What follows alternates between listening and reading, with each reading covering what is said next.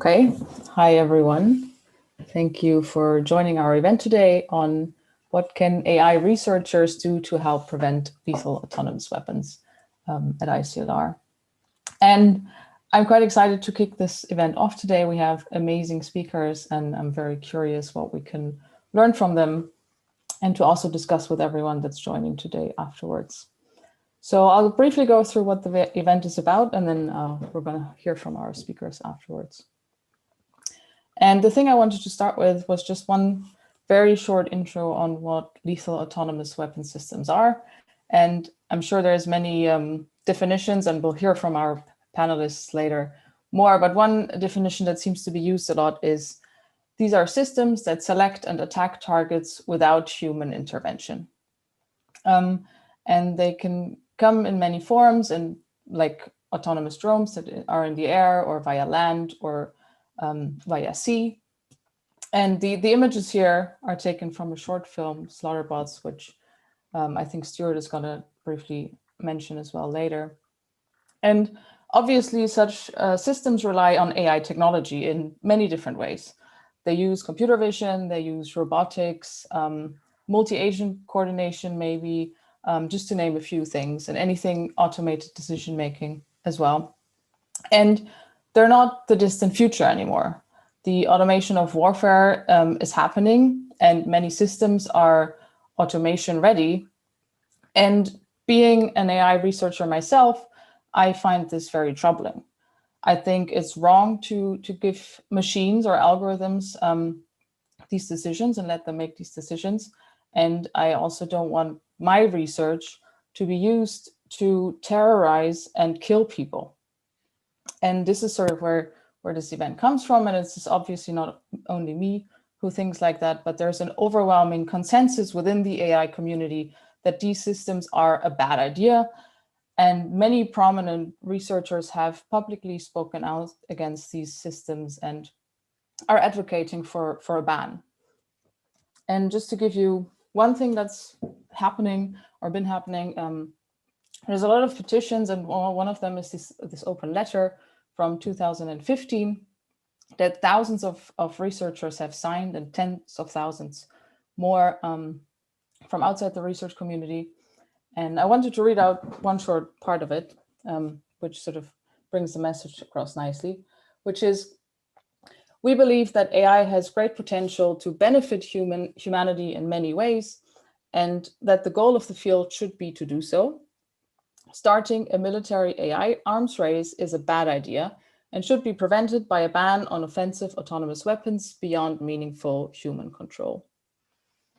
And so this is just one way to raise your voice. One answer to the question, what can AI researchers do to prevent lethal autonomous weapons, is raising your voice. And I hope that the event today is going to tell us more about the other things that are going on, and especially also on a political level. And yes, so this is the background. This was sort of me and the co-organizers saying we want to do more, we want to be able to raise our voice, and we're bringing these experts in from AI and from human rights experts to tell us more about it. And I'm looking forward to hear from them what the current situation is, what the diplomatic and political efforts are that are happening, and how they think the research community can help in this conversation. And so we're gonna, this is the agenda for today. We're gonna have short invited talks from all our panelists. And then afterwards, we're gonna have a panel discussion with live Q&A.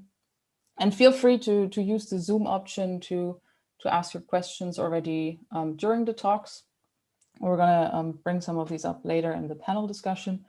If you're watching from YouTube, I believe there's a live chat. We'll be monitoring that as well, if you want to ask questions from there. And then after this, the panel discussion, we're going to switch to Gather Town, which is not going to be live streamed, sorry about that. But there we can do a little bit more group discussions and some networking and exchange of ideas. And I hope you join us for that if you have time. Okay, lastly, I want to give a shout out to my co-organizers that put together this event, Jacob, Max, and Christian. And I want to point you to our website, where we'll put the recording online afterwards and some resources that might be useful for you on where to start. And there's a Google form. There's going to be a Google form where you can sign up with your email address, so that we can send you follow-up communication from the event today. Okay, and now I'm handing over to Jacob, who will introduce our first speaker. Wonderful. Our first speaker is Stuart Russel. He's a professor in computer science at the University of California, Berkeley. And he's a holder of the Smith-Sadeh Chair in Engineering and director of the Center for Human Compatible AI. He also has earned more awards and praises than I have the time to list, but also is an honorary fellow at Wareham College in Oxford, and Andrew Carnegie Fellow, and a fellow of the American Association for Artificial Intelligence, and at the Association for Computing Machinery. But most of us probably know him because he's authored the textbook Artificial Intelligence, A Modern Approach, which, as we know, is one of the standard textbooks for learning about artificial intelligence. Important for this event, he's been working to ban lethal autonomous weapons for a long time, and has also worked on a new global seismic monitoring system for enforcing the Nuclear Test Ban Treaty. Stuart, we're extremely excited to have you. The floor is all yours. Thank you very much, Jacob, and thank you, Louisa, for introducing. So I guess my job is to give some kind of background. So I'm going to show a few slides if they behave themselves. Just a moment.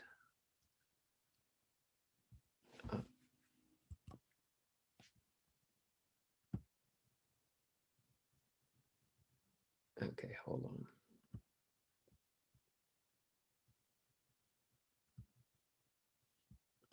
There we go. Right.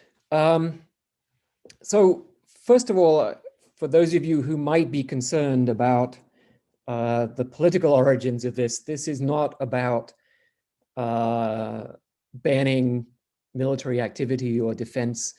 There are many military roles for AI, and many or even most of them are entirely legitimate in the context of defending a country, including the use of AI on the perceptual side for analyzing intelligence data that's collected, for assessing situation, detecting threats, and reconnaissance, and so on. And on the operational side, things like simulation and training, logistics, technical planning, etc. But we're going to focus today on one particular use for AI in the military, which is the development of semi-autonomous and autonomous weapons. And as Louisa said, these are weapons that select and engage human targets without human supervision. So this is a fairly widely agreed definition. The UN has been using it in its discussions, which are mainly happening in Geneva in the context of the CCW. And I think Mary will talk more, as well as Ousman, about the current situation in the diplomatic sphere.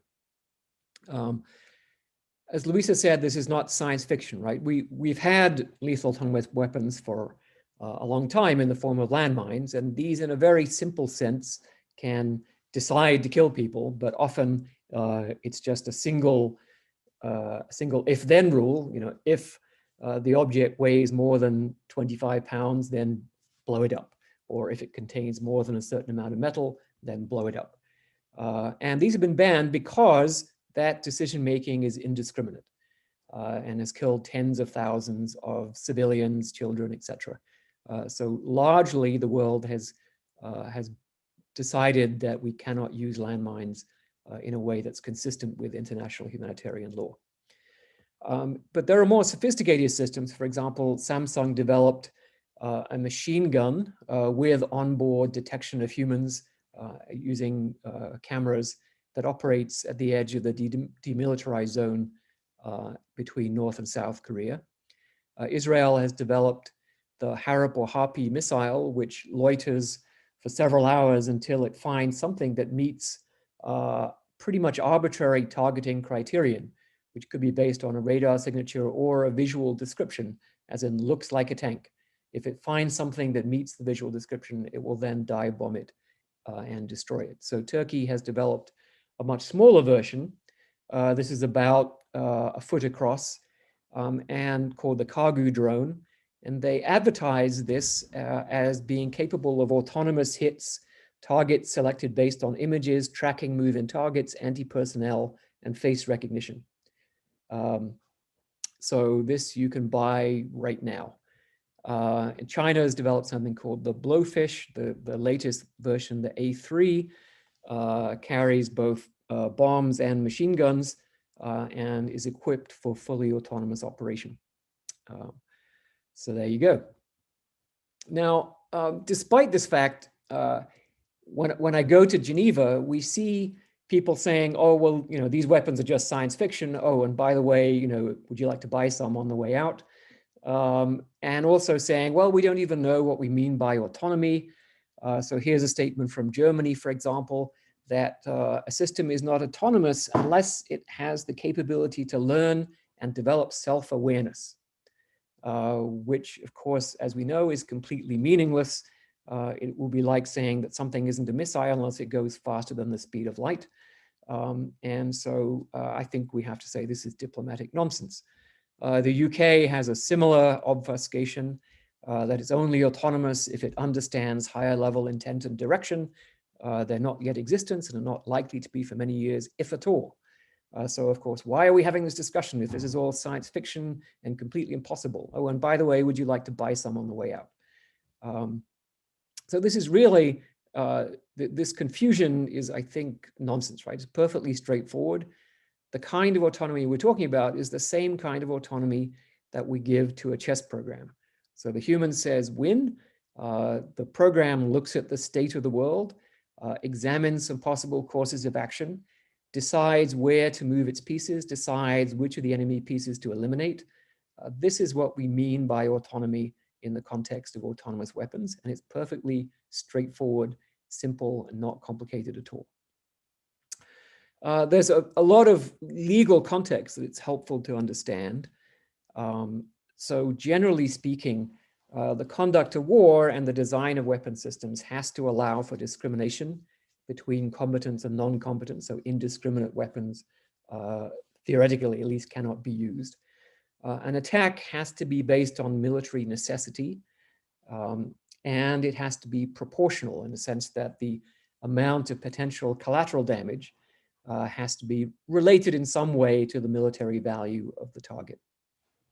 And then there's a catch-all clause called the Martin's Clause, which says that the conduct of war has to comply with the principles of humanity and the dictates of the public conscience, although at the moment nobody really knows what that means. The UN has been pretty unambiguous about this. It's a statement from the Secretary General, Antonio Guterres. Autonomous machines with the power and discretion to select targets and take lives without human involvement are politically unacceptable, morally repugnant, and should be prohibited by international law. So compliance with the law is one issue. And I think for the first few years of the debate, that was the main consideration. Can these weapons be used in a discriminate way? Can they understand proportionality and military necessity and so on? But there are some other really important issues that may actually end up being more persuasive, particularly for government decision makers. One issue is that when your defense posture is based on AI systems, then a software update can change the strategic balance in the world. So it can literally change overnight, and that creates much less stability than we have had historically. A second issue is that because of the possibility of cyber infiltration, one has no confidence that one's own weapons will actually work as intended.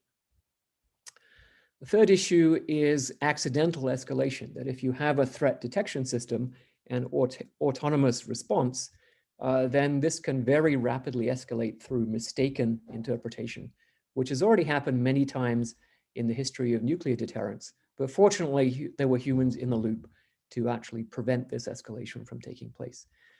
And the final, in my view, the main issue is that autonomous weapons are scalable weapons of mass destruction.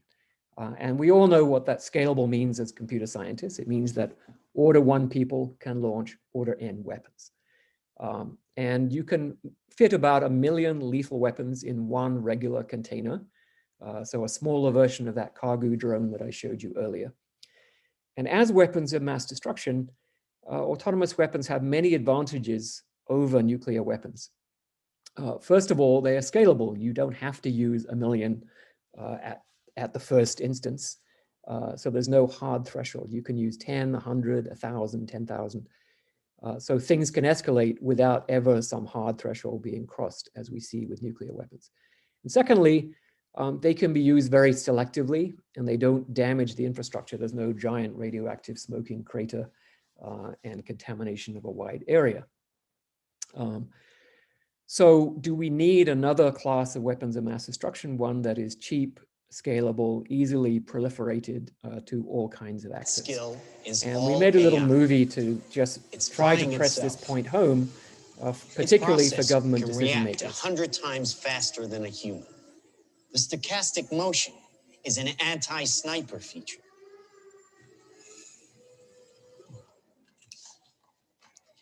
Just like any mobile device these days, it has cameras and sensors, and just like your phones and social media apps, it does facial recognition.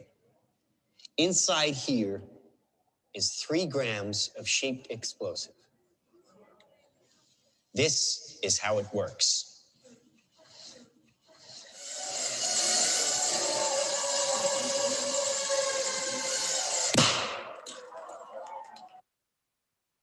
Trained as a team, they can penetrate buildings, cars, trains, evade people, bullets, pretty much any countermeasure.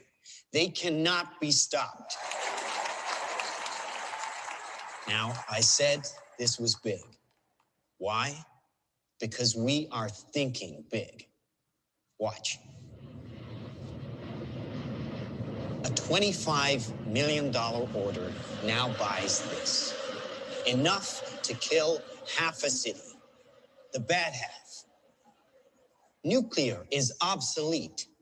Take out your entire enemy, virtually risk-free. So there are people who argue in favor of autonomous weapons. I've listed here a few of their arguments. One has to do with simple military necessity, that we need these weapons in order to win.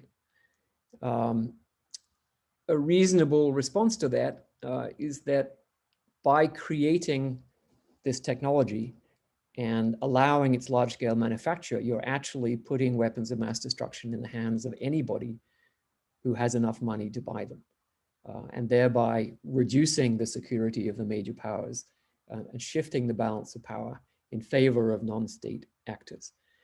This argument was actually effective with biological weapons. So the biologists said to President Johnson and then President Nixon, if we make these weapons, as you are funding us to do, then other nations will get hold of them. There's no real defense, and the US security will be reduced. And that argument turned out to be effective, and we have a biological weapons convention as a result. Another argument is basically they're going to happen anyway, so we need to do it soon. And this is a reasonable point, except that the prevention of proliferation is possible. So right now, both biological and chemical weapons are not in wide use, and they're not widely held. And the process has been successful, particularly the Chemical Weapons Convention, because of the very strong verification provisions and legal requirements for industry to cooperate with the verification regime. And we would need something similar for autonomous weapons. It's also important to understand that no one is talking about banning anti-robot weapons. So we're banning weapons that attack human beings. It's still fine to shoot down missiles and drones and any other kind of robot. Another argument that I heard, including on a visit to the White House, was that, well, we don't have any plans to make these WMD-style autonomous weapons. Well, in that case, why not ban them? Another point is that, in fact, governments are making them. The Cargo is probably the first of these drone swarm weapons that's widely available, but they're going to get They're going to become more and more widespread. And I think the sooner we stop this, the better. Okay, so I think I'm not going to go through all the rest of these, but just summarize and say that there are many uses of AI in the military, and some could actually be beneficial in terms of increasing stability.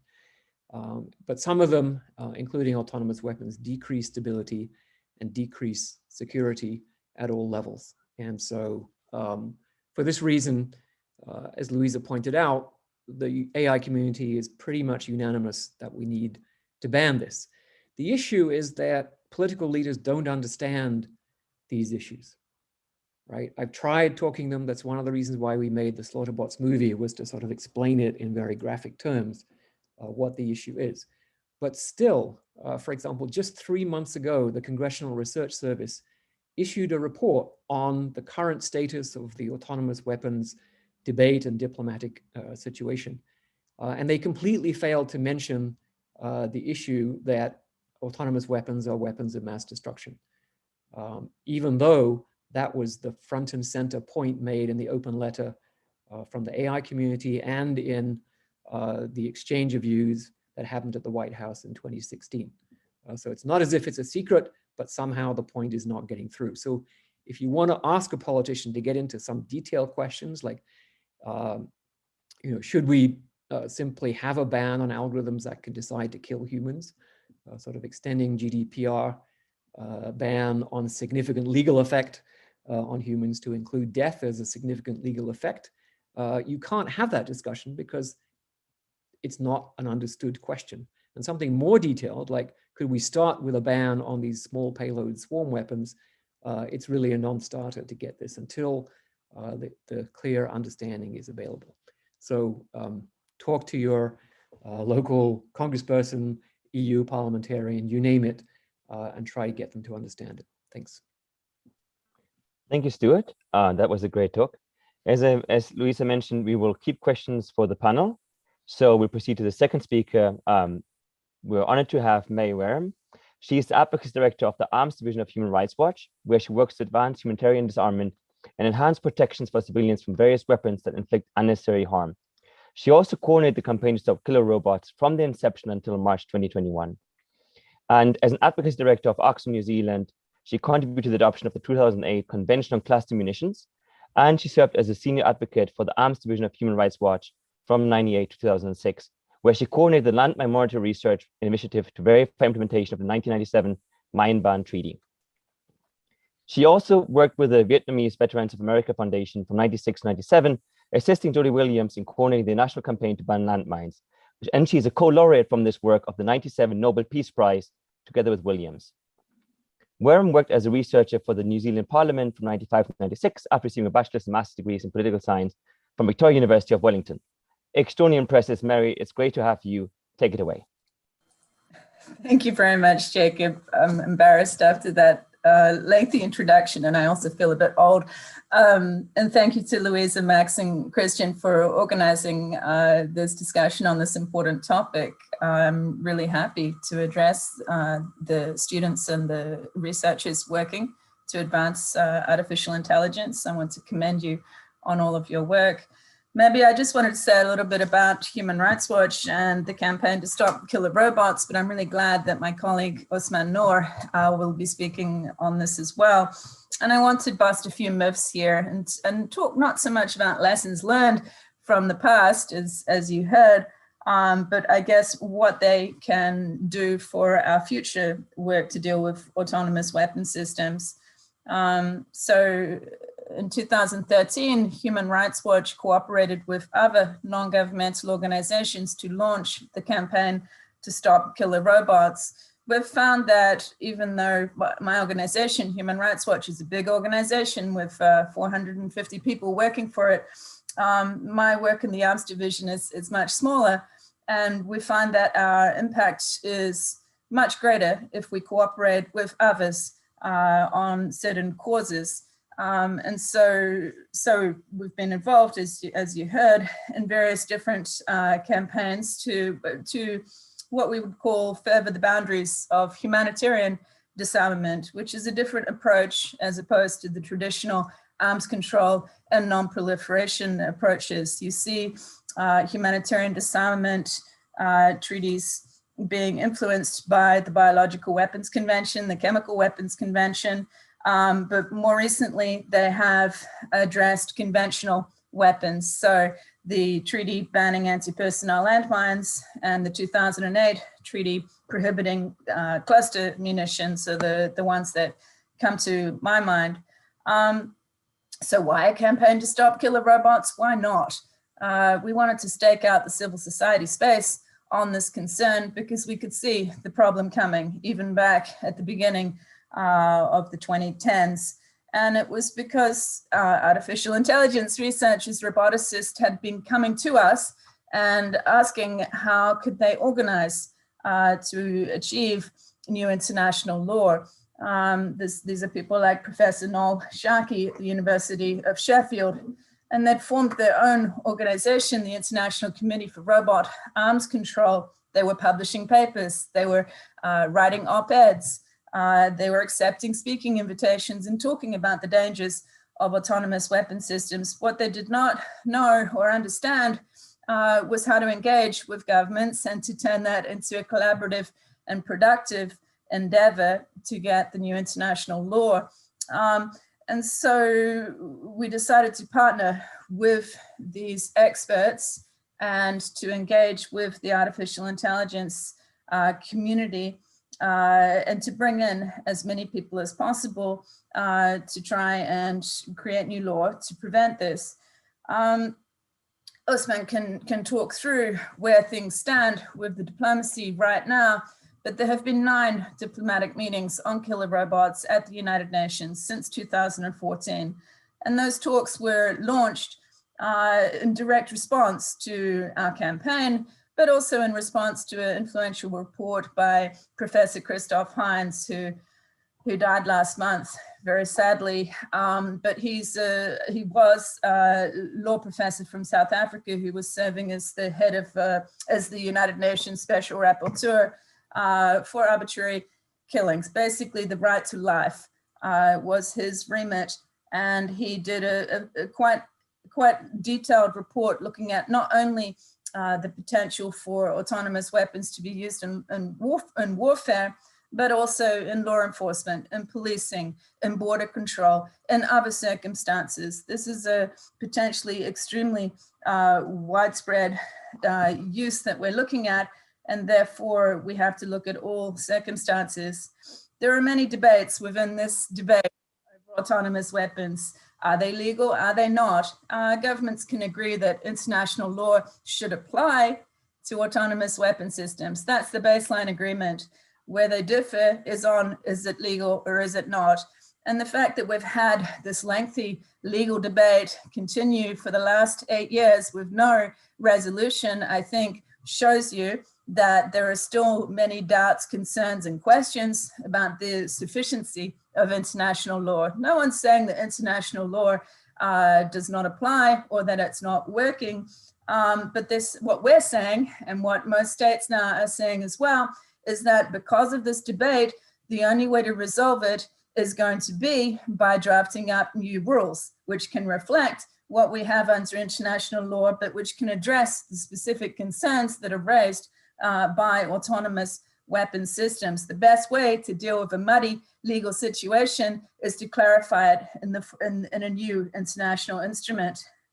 Another argument we hear a lot is that the killer robots are here. You know, Stuart gave some examples of some very concerning, what I would call borderline autonomous weapon systems. But as he noted, we do not see the large scale mass-produced, autonomous weapons that do not have that human control over the critical functions. We do not see those yet. And so that is the preventative aspect of our campaign. Yes, there are forms of autonomous weapon systems out there at the moment, but the ones that most concern us are still to come. And it's been hard to depict why those systems are so concerning, which is why Stuart's film, Slaughterbots, I think had such a big influence here. We're talking about a future issue and a preventative approach, but it does help to look into that future and see what exactly we're talking about. And so that's the other debate. Are they here yet? Are they not here yet? It doesn't really matter. What matters is that we understand all of the grave moral, ethical, operational, technical, and other challenges that are raised by these weapon systems. And any one of those reasons would be enough to want to regulate now. When you take them as combined, that is the only answer here. So I was looking back at a few of the things that have been published by people saying, why we shouldn't prohibit killer robots. And they really boil down to a couple of things. Mainly, it's too hard, okay? It's too hard to verify. It's too hard to define. It's too hard to agree.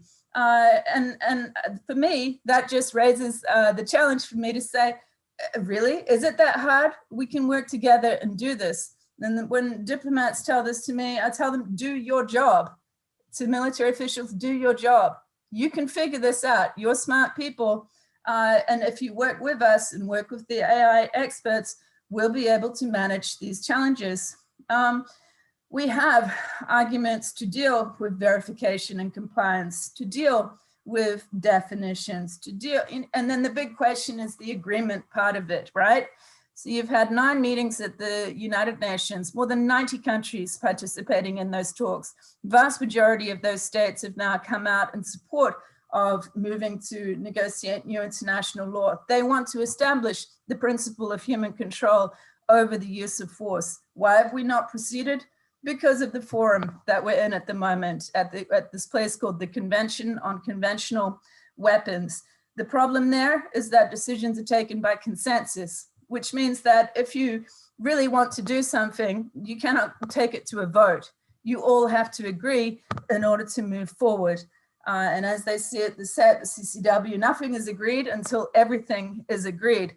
The ones we hear that most from are China, Russia, the United States, and they're the ones who are blocking the path forward here. So we're approaching a critical moment where states have to decide, are they going to keep continuing with this kind of dead-end cul-de-sac that has been created diplomatically, or are we going to rise above that, find the political leadership that Stuart was talking about, and move forward? I'm a firm believer that we will be moving forward. But, that's not to underestimate the challenges that we face. The United States, I'd say, is one of the biggest challenges, even though it sugarcoats its statements and it kind of talks about the importance of human control. It is moving ahead full steam, investing heavily in the development and military applications of artificial intelligence and emerging technologies. It says that there is a Pentagon policy in place that curbs or prevents any use, but it also greenlights the development. So the United States is a huge problem for us, as are China and Russia. These are countries that are all investing heavily, but they are sensitive. They're sensitive to international opinion, to the views of the majority of states. And I think ultimately they realize that international law is coming on killer robots. And so it's in their interest to level the playing field. But I think that's part of the reason why you see so much arming up at the moment. Another big argument is that bans don't work. And I guess this is where I get to come in and play the grumpy old activist here and say, actually, they do. This is what I spent the last 30 years of my career doing, is not prohibiting weapons so much, but ensuring that those prohibitions stick, right? So we managed to prohibit a weapon system that was in widespread use in virtually every arsenal of every country in the world, and that is no longer being used in the vast quantities that it was back in the 40s, 50s, 60s, and 70s. That's the anti-personnel landmine. And we were told that we were utopian and just crazy to try and go after a weapon system such as landmines.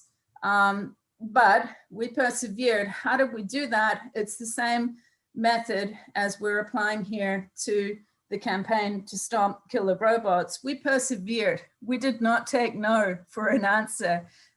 We were driven by the humanitarian concerns over the consequences of landmines, indiscriminate weapons that had taken more than 100,000 lives and many more limbs before they were prohibited. So persevere, we stayed strong. We had governments and others throwing all sorts of weaker measures our way, promises of greater transparency, proposals for export control regimes, resolutions and motions. But what we sought was new international law both at the international level, but also at the national level. So when you see and hear about the campaign to stop killer robots, oftentimes we're told that we're too strong, we're too strident. But you have to be, especially if you're fighting for the underdog. And the underdog in this case are the countries who are going to be impacted by autonomous weapon systems. And this is the majority of the developing world. And this is why we have 30 countries who wish to prohibit killer robots and dozens more who wish to create new international law. They can see what is coming here, and that is asymmetric warfare, warfare between the haves and the have-nots. The haves being the major powers that we've talked about before, and the have-nots being majority of countries in the world. And so where we're at is this critical decision point. Should everybody have killer robots or should nobody have them? In our view, nobody should have them. And that's, again, coming back to the importance of creating the new international law. Who really wants them? It's been very interesting in the diplomatic talks to see how few countries propose to explore the potential benefits or advantages to killer robots. I think it really has been Israel who has made this case, and to a certain extent, the United States and now Russia. The vast majority of countries participating in those talks say they do not want lethal autonomous weapon systems. They have no plans to develop them. And of course, for our campaign, that comes back to, if you've got no plans, then what's the problem here with regulating? Another kind of lesson from the campaign to ban landmines that we apply here is to work in partnership, in true alliance with other actors. That's why it was so crucial to have the United Nations Secretary General come on board for the UN. That was crucial when Boutros Ghali did this back on landmines in the 1990s. It gives you that high level endorsement, and then you can work with everybody else who works for the United Nations to achieve this. But there's this kind of common misperception that the United Nations negotiate treaties. They don't. It's the countries who do. The United Nations is merely the building where nations come together and meet to do this. And guess what? You do not have to negotiate a new international treaty within the United Nations buildings, within UN auspices. It can be done outside of the United Nations in the capitals of the countries who really care about this. And so this is kind of what I'm doing at the moment, is working to mobilize the high-level political support for moving forward here. And that's because diplomats can only get so far without firm instructions from capital. We see a lot of diplomats have been winging it in the international discussions because there's not enough knowledge or understanding back home about this, or pushing, to be honest, from civil society and from AI researchers to say, this is an important issue. This matters. This is something that we need to negotiate, do so now. And if we can get it right on killer robots, there is hope for all of the other serious challenges that are being raised at the moment by artificial intelligence and emerging technologies. The campaign to stop killer robots, the government talks on this. We're among some of the first out the gate when it comes to multilateral challenges raised by artificial intelligence, but there will be more. And this, I think, gives hope to others who are yet to come. So we work with the UN, International Committee of the Red Cross, with the support of the AI experts. And what I would say now is hopefully with the support of tech workers, of engineers, scientists, and others such as yourselves. And you want to feel good about the career that you're going into, right? You want to feel good about the job that you will be having. And one way to do that is to ensure that your work is not used in warfare and policing, that it is not used in lethal autonomous weapon systems.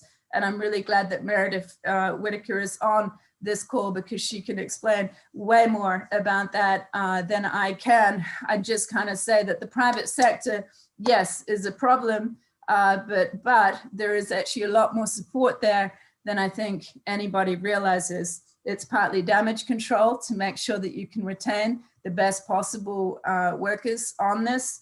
But it also, for us, is the firm signal of support to those governments that it's time to regulate, and it's time to regulate now. And just, I guess, in that regard, perhaps to finish here, is that we've really, I think, in the campaign to stop killer robots, really learned the importance of establishing a truly global movement here, and one that is truly inclusive of everybody, not just men, women, people of color, people with disabilities. This has to be a really inclusive movement in order to achieve what we want to achieve. We have to be accessible and understood by everybody here. And I think that that kind of goes for the AI community as well, which has been largely, you know, US and North American centric, but there are good people working hard here in Latin America, in Africa, in Asia, and we all need to join forces in order to pull this off. So I'm going to just finish my, it's not a rant, but I guess it's a presentation here, because I really would like to hear from Ousman and from Meredith, and I look forward to the discussion that we're going to have on this topic. Thank you, everybody. Thank you so much, Mary. A lot of very interesting and thought-inspiring words here, and providing hope as well. Our next speaker is Ousman Noor. He completed his education at University of London and the University of Oxford, and practiced as a barrister specializing in refugee and human rights law in London for 9 years. He's a senior teaching fellow at the Source School of Law and director of the Habeas Corpus Project, a law center challenging unlawful detention in the UK. He's the government relations manager for the campaign to stop killer robots, advocating for a new international treaty on autonomous weapons from Geneva, Switzerland. Ousman, it's so fantastic to have you, and the floor is all yours. Take it away. Well, thank you so much, Jacob, and it's really an honor to be amongst these distinguished guests. And I think, as you set out in your bio, I don't have a background in disarmament. I don't have a background in artificial intelligence. I don't really have much of a background in dealing with the United Nations. My background has been in dealing with refugees, with vulnerable people who have suffered the consequences of warfare, and seeing the narratives, the stories that they tell. And what compelled me to be part of this campaign, to want to be part of this campaign, is how this campaign recognizes all of the complexities, all of the difficulties, all of the challenges, and remains fiercely optimistic about our ability to solve these problems. And Mary, if I can pay tribute to her in particular, has been this wonderful force of courage, of determination, and an ability to see that there is light at the end of this tunnel. And I think we should be optimistic about the nature of ourselves, the nature of mankind, humankind, because that's, I think, in the end, what this conversation about artificial intelligence is all about. It's recognizing that humans have something that we should celebrate, our ability to recognize the qualities in each other. And we've been through a very difficult year where we've remembered, I think, the importance of connectivity between ourselves. And I think a large part of that has to do with this conversation about artificial intelligence. And I'm very honored to be the government relations manager now in Geneva in Switzerland. And I build momentum here towards an international treaty. I'm going to use this opportunity to share my screen and present a little bit about what our campaign's policy is trying to achieve, and give you a little bit of insight into what that means in practical terms. So if I can just try to set up a little screen share here, see if that works. Here we go.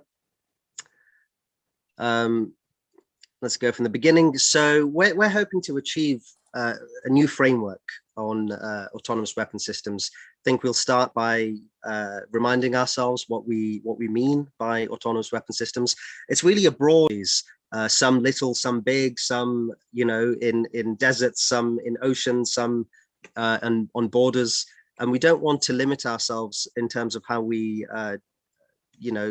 those types of parameters, but we can characterize what we're talking about when we talk about autonomous weapon systems. And I think, as Stuart spoke about a little, it's weapons that select and engage targets based on sensors. Okay, so as a consequence of being determined by the application of force being determined by sensors, there is a lack of human control, because the criteria upon which force is applied is predetermined. And so a human commander is not actually exercising any real control over where, when, and against what the force is being applied to. And that's what we mean, I think, by autonomy. What problems does that create? Well, a whole bunch of problems. And I don't want to go into all of them here, but I would like to perhaps reference a report, I think a very detailed report. There's all sorts of reports on this, but I think probably the most authoritative and very compelling report is being recently published by the International Committee of the Red Cross in June 2020. They published a report on the limits on autonomy in weapon systems, and they set out the ethical, moral, and operational concerns with autonomous weapon systems.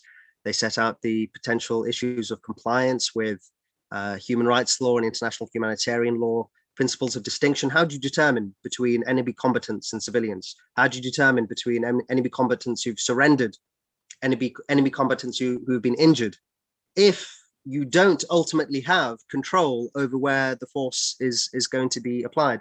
And then there's issues, I think, as Stuart set out a little bit, about undermining of peace and security, and this potentially fueling an arms race.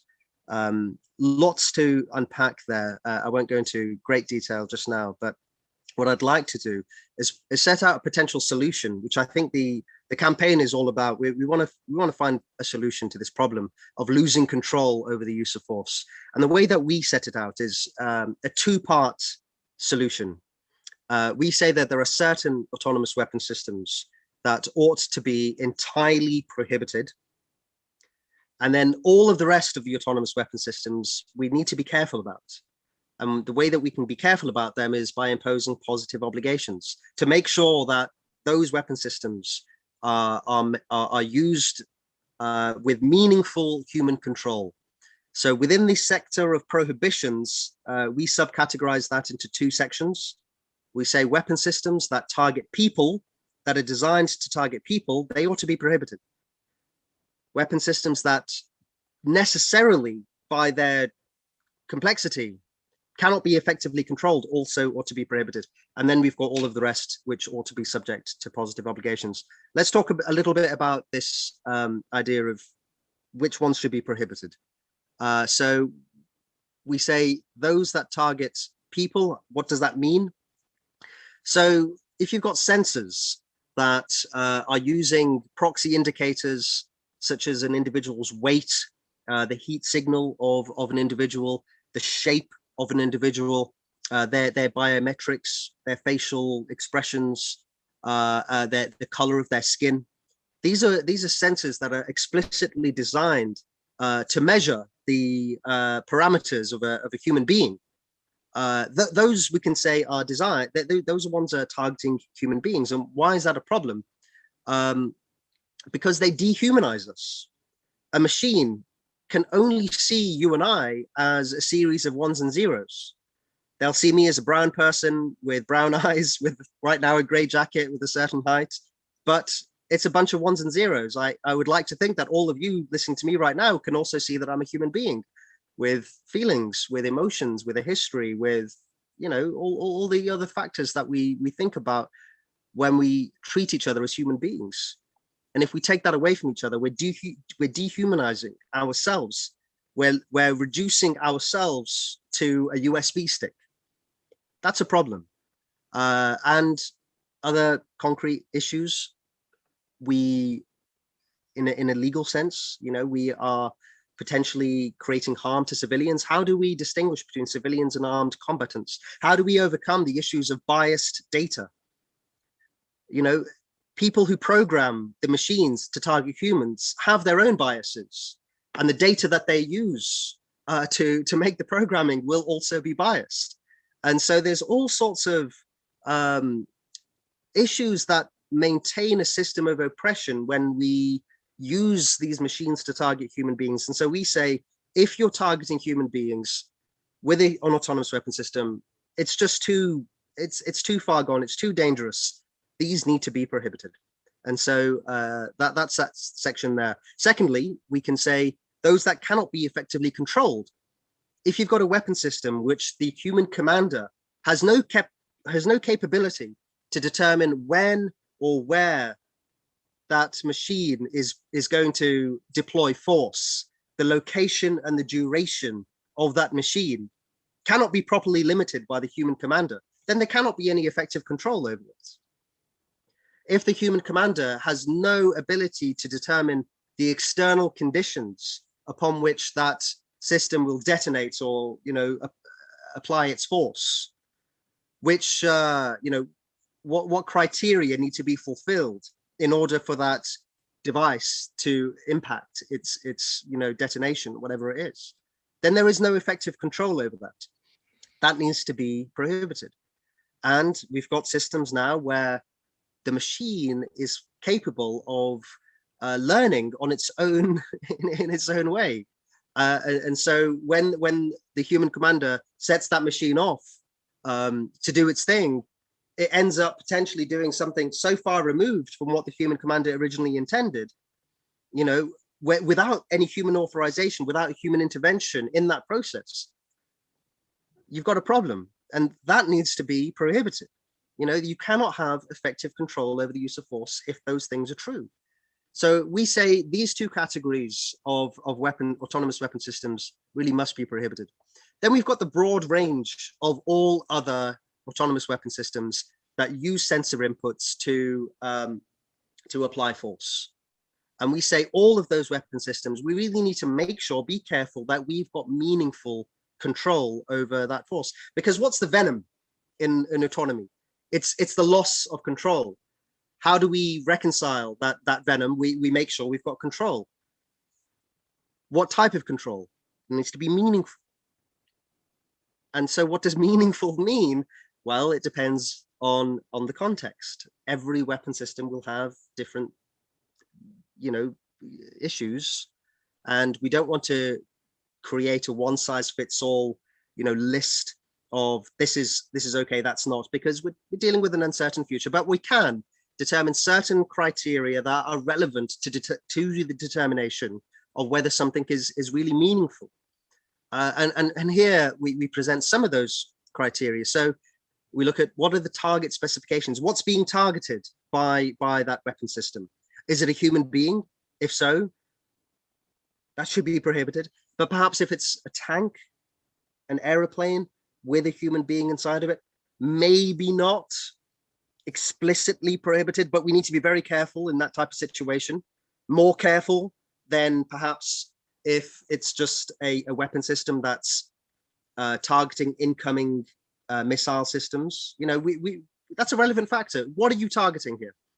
Secondly, the time and space, the temporal and spatial limitations of a weapon system, the greater the space in which a weapon system can operate, the greater the length of time in which a weapon system can operate, the greater the uncertainty, the greater the need for making sure we're being careful about this stuff. The environment in which the weapon system is being operated, is it in the ocean? Is it in a desert? Is it in a civilian area? Are there lots of other civilians around? That's a relevant factor. And then we look at the human-machine interaction. What's the weapon really doing with the human commander? Is it giving it good information? To what extent can the human intervene with the processes? Is it just an on and off switch where the human commander just presses a button and it goes off and does its own thing? Or is there genuine supervision with genuine knowledge, genuine information, genuine certainty? So these are the type of factors that we think are relevant to the determination of meaningful human control. And really all types of autonomous weapon systems ought to be subject to this type of scrutiny. So if we want to maintain control, then we need to think about what does that mean? What are the risks? And how do we regulate it? And so what do we mean by positive obligations? Short slide here in terms of what states might actually end up doing. Well, they can make sure that there are reporting requirements for promoting transparency.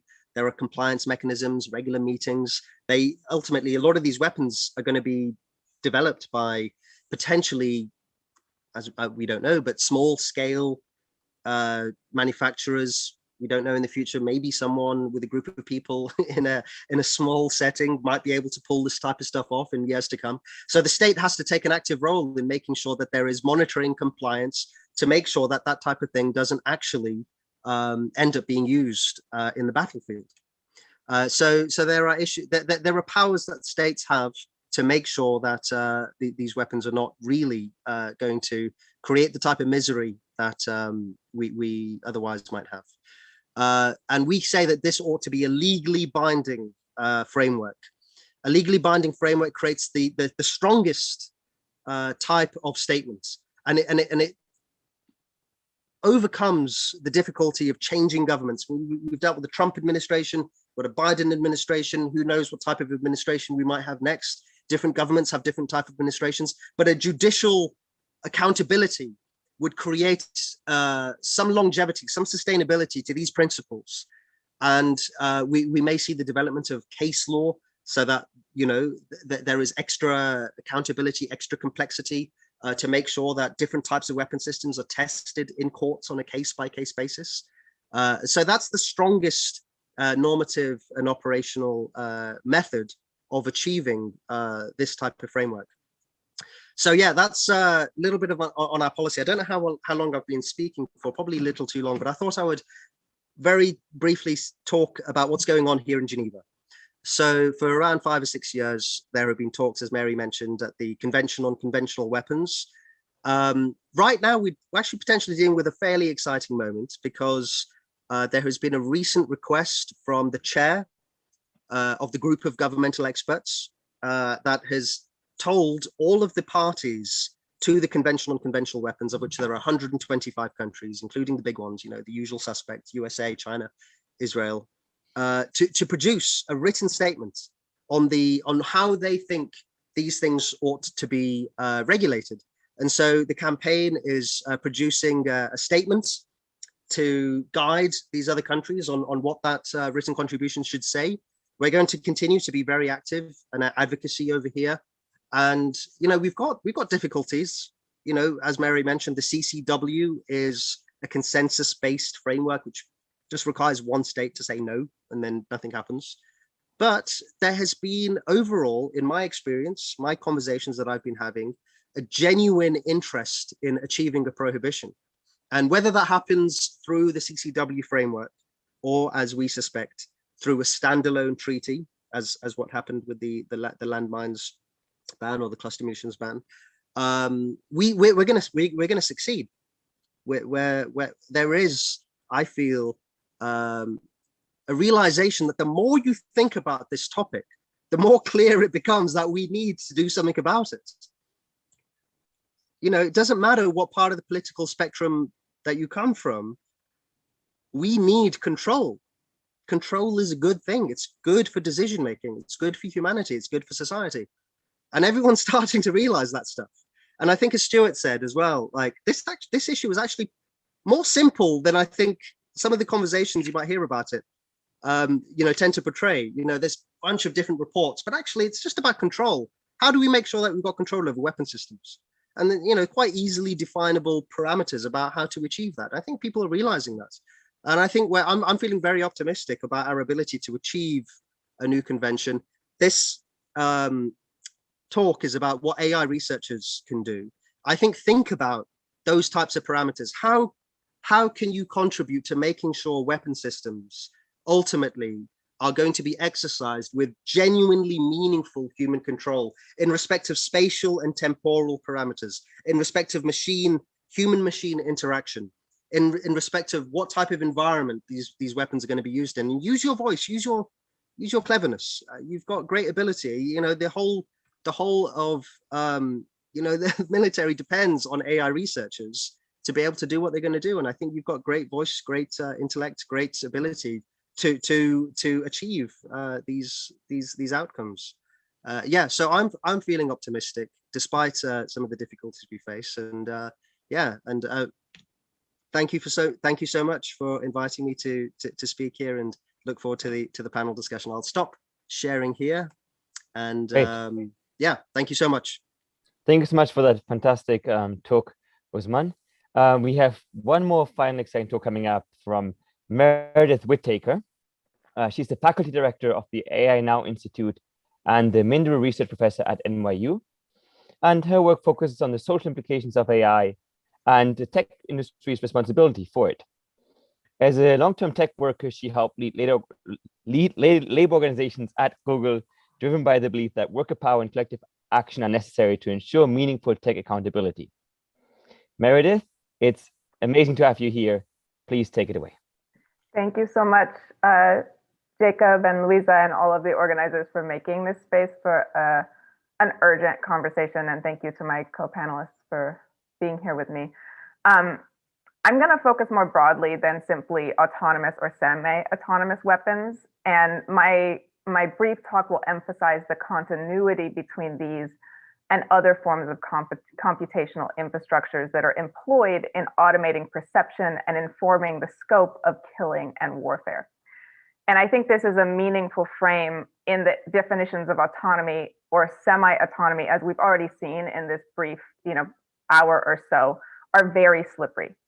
And those in the position to set those definitions are generally those with an interest in perpetuating technologies of warfare. So there's corporate and military actors have a huge amount of sway over this, and both are opaque institutional actors that don't often allow validation and verification publicly. So my contribution looks at the entanglement of computational tech and the US military in particular, and I'm focusing on the US in particular here. And this is what I organized against when I joined with my colleagues to reject Google's contract with the US Department of Defense to build machine vision for the US drone program, a program that's considered illegal by almost all leading human rights organizations. And I think grounding us in this history and focusing specifically on the US as the sort of example here can help us understand what we're up against and can help us recognize that lethal autonomous weapons are built on a foundation of corporate and military infrastructures, which I contend must be contested more broadly than simply looking at autonomous weapons as a narrow category. So I only have 10 or so minutes. So this is going to be a very high level schematic talk. I'm going to cover a lot of ground and not, entire with all of the detail that I might put into a longer talk, but I'm happy to come back to anything during Q&A. So I'll start with a brief, just kind of vignette of the history of the US military itself. So the US military was founded during the settler colonial period. This was a period of brutal genocide in the US, and it was founded to protect land and property for white settlers while harming and displacing Native people and others who were considered alien or other. So this was its function at the genesis. Now today, I contend the US military continues to function as a watchdog for the interests of US empire and US multinational capital under the banner often of fighting a dangerous or even savage or terroristic other. We can see this in Vietnam, we can see it in Afghanistan and Iraq and the ongoing forever war and occupation that has been around for most of our lifetimes if we're in our mid-30s or younger. I should note that war in itself is often also profitable. The military industrial complex is a term for the engine of this profitability that was coined by Eisenhower as a warning.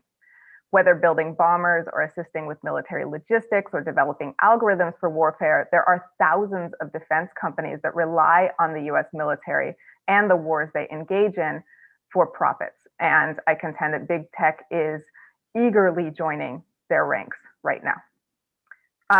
So now we can quickly visit the historical entanglement between networked computational systems broadly, AI research, and the US military. So the early ARPANET was inspired by something called Project Lincoln, which started in 1951. And this was an effort to create the first real-time, in quotes, computational network system capable of responding to events as fast as they occurred. That's in quotes, and in particular to warn the US of any possible Russian attack and allow defensive measures via what was called the SAGE system. And there's a lot more history here. But in short, it used early forms of AI, which were defined broadly, and was sort of manifested or tried to manifest this dream of computational objectivity, total insight, and control of the theater of war that emerged. And this is something that emerged at that time. And I think this dream remains with us today, the dream of a machine that can automate and surpass human perception. So we can fast forward to the Reagan administration's Strategic Defense Initiative, or the Star Wars Initiative program. This was a proposed missile defense technology that would render massive Soviet nuclear arsenal, quote, impotent and obsolete by building a network of sensors and satellites spanning the globe, which would be capable of early warning of Soviet attack and winning a short war with the Soviets, meaning it would be able to intercept incoming nuclear missiles and, somehow win this war. Now, a lot of these claims were, as I'm sure this is, you recognize, extremely hyperbolic, not based in fact. And computer scientists at the time, who were helmed by an organization called Computer Professionals for Social Responsibility, made the case that then, like now, the claims that were being made about the Star Wars system's capabilities were wildly inflated, that it was impossible to test such a system, and that there were major risks to deploying it in the wild. Now, central to these claims were the constitutive inability to actively model threats and to make split-second determinations about what was a real threat and what was not. And this challenge remains with us today. How do we test these systems? How do we know that they will work when we need them to work? How do we model this, since it's always going to be modeled based on human perception of a hypothetical threat, not an active theater of engagement? Now, I think it's important to note that this program, the Star Wars program, which was eventually canceled because it was clear it wasn't going to work, and because protest actually does work, this program kickstarted significant government funding for university research into supercomputing and related computer science initiatives. And this funding, continues or is now foundational and being built upon today. And I think you can make an argument that it laid the groundwork for the AI trend happening now, which relies on big compute and big data out of these commercial big tech centers.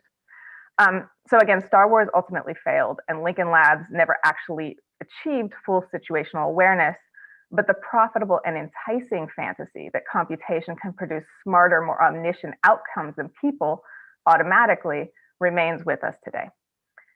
And with that sort of quick historical vignette, I'll now get into sort of understanding the military entanglement with big technology in the present tense. Because the military and tech capital continue to pursue the goal of perfect insight, perfect vision, produced by machines that possess superhuman capabilities for perception, none of which is possible. But the mode of accomplishing or sort of striving to reach this goal is different today than it was back then. Now the military is looking to the major players in the tech industry, these tech monopolies in the US, to realize this dream.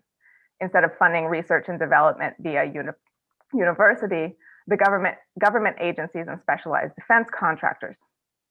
This is because the only institutions that have the combination of computational infrastructure at scale, massive amounts of data that is unavailable to others, even to governments, and the capital to richly employ those with elite AI and CS educations are these big tech players. So they have a monopoly on the infrastructure that makes this work possible. And I think all of you who are in research labs at universities know that it's really impossible to do, quote unquote, cutting edge AI research without resources, funding, data, compute, et cetera, from these big companies. So in short, we see a dangerous intermingling between the titans of big tech, who possess unfathomable amounts of intimate information about all of us and billions of others, and the US national security and military apparatus. That is, as it likes to boast, is the most lethal military on the planet.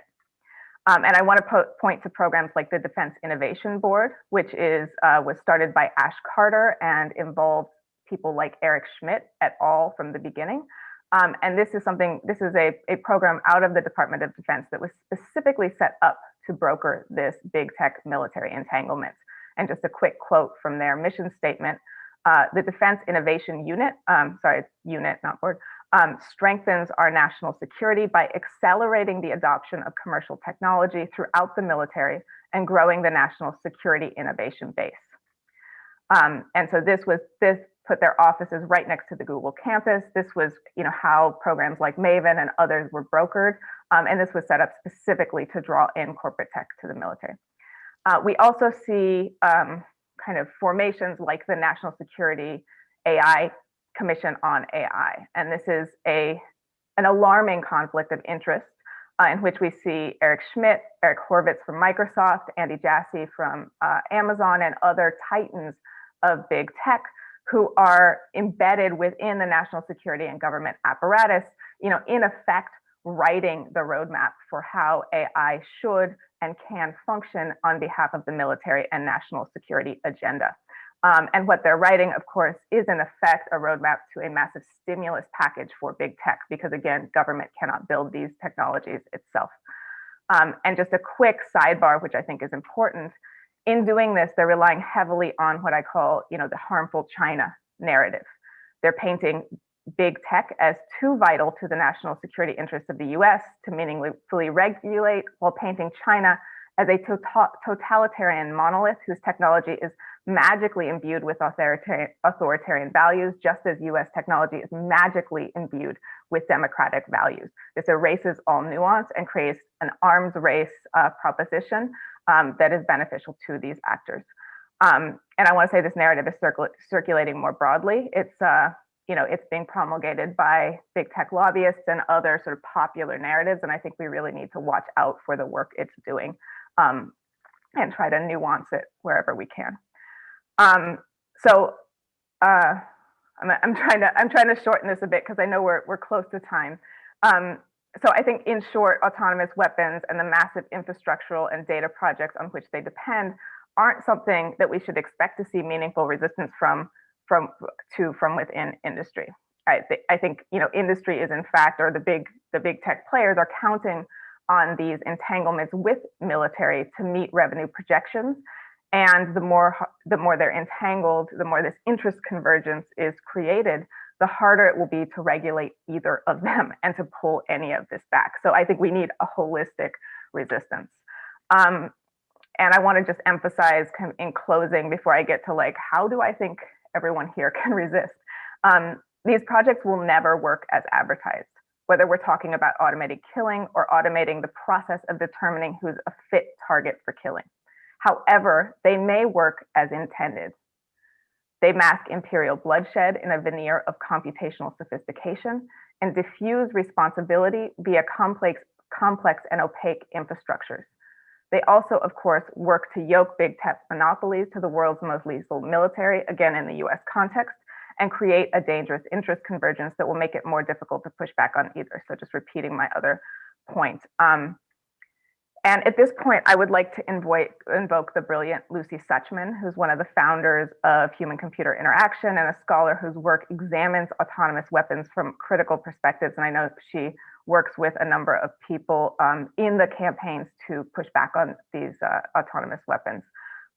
In her 2019 paper, Algorithmic Warfare and the Reinvention of Accuracy, she puts these stakes very clearly. Quote, claims for accuracy, which justify new investments in automated targeting systems, are based on a systemic conflation of the relation between a weapon and its designated target on the one hand, and the identification of what constitutes a legitimate target on the other. No amount of revision of the first can address the growing uncertainties and obfuscations of the second. So it might hit its geographic target, but it can never tell whether that human being was legitimate to kill or not. That will always be a human decision masked in a computational artifice.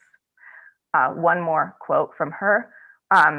Quote, in the context of so-called counterterrorism operations, the sign of the uninformed uninformed combatant has been displaced by practices of identification largely reliant on racial, ethnic, and behavioral profiling. What does a terrorist look like? Again, this is going to be reliant on the kind of hegemonic US perception of a generally brown, generally Middle Eastern terrorist, and that will be automated, but there's no way to outsmart the fact that it's always based on that foundation of perception. So, you know what, I have a long list of like how I see resistance being possible here. I will go into a little bit of that, but again, I'm really sensitive to time. I think first recognize that if you're getting paid by a company to produce generalizable tech, you don't have control over where that tech gets used and how. So that's not going to be in your hands. You're an employee. And that was a huge theme at Google. We would realize we were working on something that was then being sold by the sales team for something very different. Be aware of that and demand to know what you're working on. I think that's a huge, you know, demand to know and have control over the work you're working on is going to be a huge part of that resistance. I also want to emphasize that all of you, if you come from these AI disciplines, have rare and incredible authority to speak about the limits of these technologies. You know they're not intelligent. You know they cannot ably make decisions about whom it's okay to kill, that they're flawed, that they're fallible. You know you pay, you know, precarious workers in other countries to label the data on which ground truth gets made. These are not things that are responsibly deployed for violence and determining who it's okay to be violent about. So speak this truth because you have the authority to do it. You can submit testimonies, you can write op-eds, you can stand in rooms, you can push back, you can inform people who might say, hey, I'm from the policy side, don't know too much about this. Well, let them know that, you know, they're relying on you to answer these questions. Isn't going to work because you won't have the answers either. I think it's really important to demystify a lot of the hype that a lot of the companies have promulgated about these technologies. And then finally, I would say organize, right? This isn't going to be done for you. So figure out who are your colleagues, who can you talk to about this? Can you look to organizations like Science for the People, the Tech Workers Coalition, the Campaign to Stop Killer Robots, and others? As a sort of hub for that organization. Look at the histories of the Bulletin of Atomic Scientists, Computer People for Peace, again, CPSR, and other movements which, you know, saw scientists using their authority to push back and demystify some of these technologies, and talk to people in your lab, in your department, follow news around military procurement and contracting, try to demystify that language. A lot of times I would point to Jack Polson at Top Tech Inquiry as someone who's doing great work pulling together a lot of these resources that are often hidden behind clunky websites that won't let you access everything at one time. I would look at the funding sources in your universities and the contracts that your companies, the companies you work for, are employing in. And I would be ready to blow the whistle safely if you see something wrong. And I would suggest working with an organization like Whistleblower Aid to help you do that as safely as possible. And then finally, look at licensing your work using a justice-minded license that prevents its application for war, policing, the use by ICE, et cetera. And I would check out the Hippocratic license and other software license that include these types of restrictions as options there. And if you don't see what you need, contact the organization and think about writing your own. So I hope that was helpful. I'm sorry I went a little over time, and I will open it up now for everyone to comment. Thanks. Okay, fantastic. Thank you very much, Meredith. And thanks a lot again to everybody who has just been really, really interesting talks. We are now moving on to the next part of our event, which is going to be a panel discussion. I would like to thank everybody who has already asked some questions, either on Zoom, or we've had a very lively discussion on the YouTube live chat as well. I will weave in your questions as we go along. And also, if you have any last minute questions on Zoom or also on the YouTube live stream, please feel free to either raise your hand or just pose your questions. And I will try to include them in the panel debate. Now, the debate is going to proceed as follows. We are going to start with a few more general questions before zooming in on the AI research community and really try to get to the bottom of like, what can we all do? What is our role in this whole topic? The speakers, I would like to keep their responses fairly brief so we can ask more questions. And the attendees, please understand this is a very emotional topic. I have a colleague whose family has been directly affected by the conflict in Nagorno-Karabakh, for example. But please do stay respectful when you ask questions, given that our panelists have all spent a lot of time in their lives thinking about these very complex things. Okay, having said that, let's start. My first question is to Mary. Mary, you've been mentioning that a lot of countries are actually trying to sort of level up at the moment, like sort of pushing development in autonomous weapons. Now, I've read that Russia is actually trying to get ahead of the game and develop fully autonomous weapon systems until 2025, and that there might be an element in negotiations at the UN of actually political will to delay these negotiations until there's sort of a fait accompli and enough countries have developed these systems. So, and how far do you think there really are technical issues that need to be resolved that does take a lot of time in order to get these treaties ratified? And in how far do you think there's also political will to delay this ratification? Thanks for the question. I think we're definitely seeing some kind of deliberate delaying tactics come in from the United States. Let's talk about principles. Let's talk about everything other than new international law. The United States is famous for saying it's premature to decide where the talks should lead, that we should not be talking about new international law right now. Russia loves to say, we don't even know what we're talking about. There are no definitions here. It's all too hard. Let's not bother. And then China is very kind of hard to read because it has, of all the P5 nations, the permanent 5 members of the Security Council, China is the one that has come out and said, actually, we do need new international law on this. We do see the challenges and the uncertainty regarding how the law applies right now. And it provides repeatedly the example of the CCW protocol, the treaty, prohibiting blinding laser weapons. And one reason why we do not talk about blinding laser weapons now is that they were prohibited back in 1995, preventatively, preemptively. There were prototypes on the table, such weapons were being tested. But ultimately, I think when China and the United States realized that it's just not, it's an ugly and undignified method of killing to permanently blind human soldiers, that they did kind of come around and see that new law was needed. So I give that example to show you that it is possible to turn around even the biggest players on this. But of course, 1995, the world was a very different place than what we face here in 2021. I also kind of urge you to always have a healthy dose of skepticism when you see a lot of the reporting on this, because a lot of press releases, contain assertions that ultimately are not correct, especially when it comes to the identification and selection of targets. You will hear all sorts of things being promised, but then you look at the real world. I wouldn't say that there's a kind of corresponding effort to catch up with the major powers, but as we've seen on the chat here, there are some very concerning weapon systems that are being developed and deployed today. The Kargu drone that Turkey has deployed is definitely one of them. And then we have the Harp, the Harpy, the Israeli loitering munition that Azerbaijan has purchased at great expense and used in 2016 and more recently just a few months ago. That's one of the ones that keeps me up at night. Basically, what I look for is what is the weapon system that's causing mass casualties right now.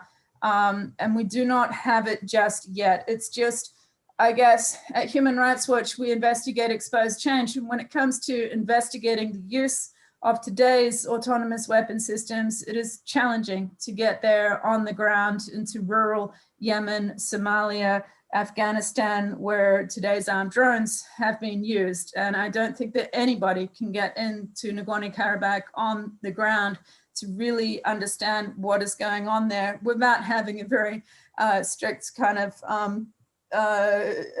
monitoring of your whereabouts on the ground there by the authorities. That's not to say that Human Rights Watch has not been engaging with with the parties to that conflict, to try and access the ground, but we just have to always treat what we hear with a dose of skepticism.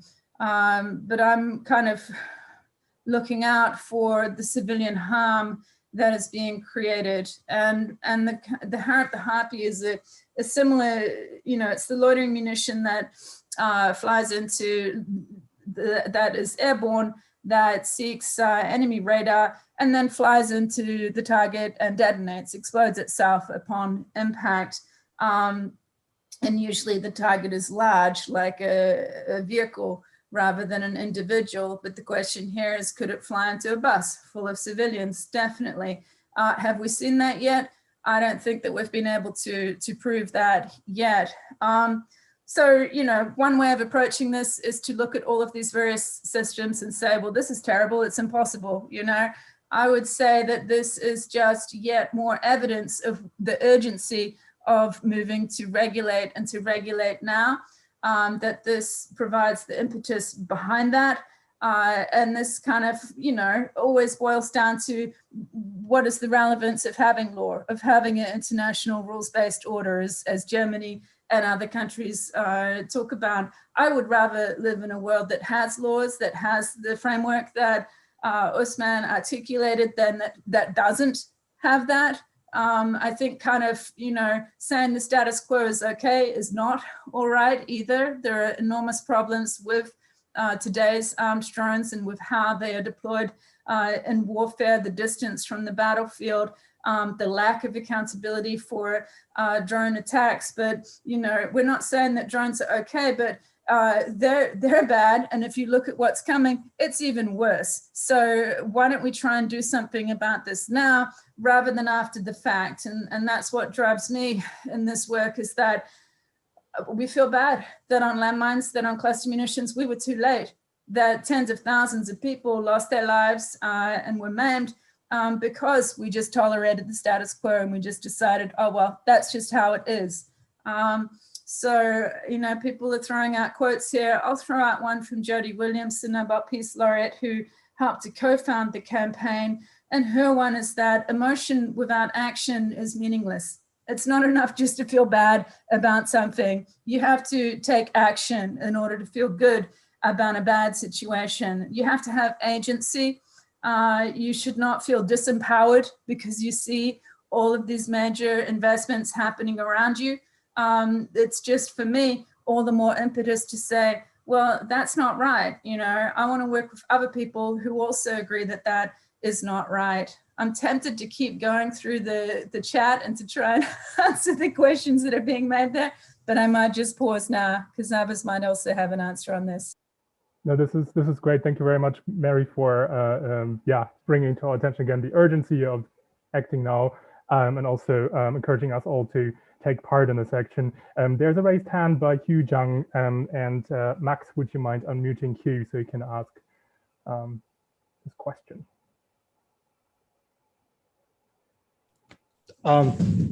My question was already partially answered, but the question was, how can we ensure that international laws against autonomous weapons have teeth and that they are not just there for show, and that there are actual incentives to prevent countries or institutions from breaking those laws? Thank you, Hugh.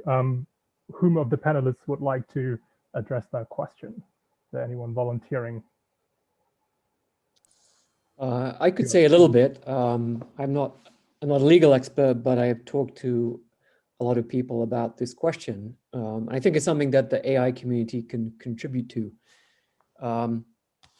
And I think we have to look back at other arms control conventions and see how effective they've been. So I think everyone understands that a convention that bans the use but does not ban research, development, and deployment is ineffective. That was the situation with chemical weapons before World War I, that they were not allowed to be used, but everyone had big stockpiles, and guess what?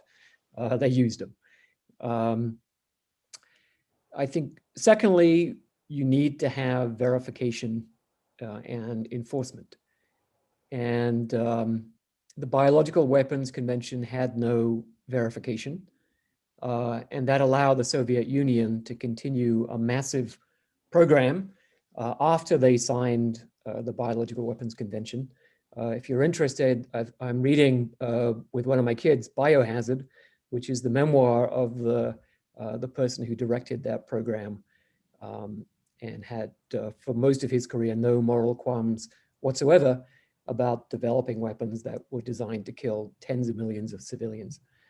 When you think about the Chemical Weapons Convention, that has very strong enforcement.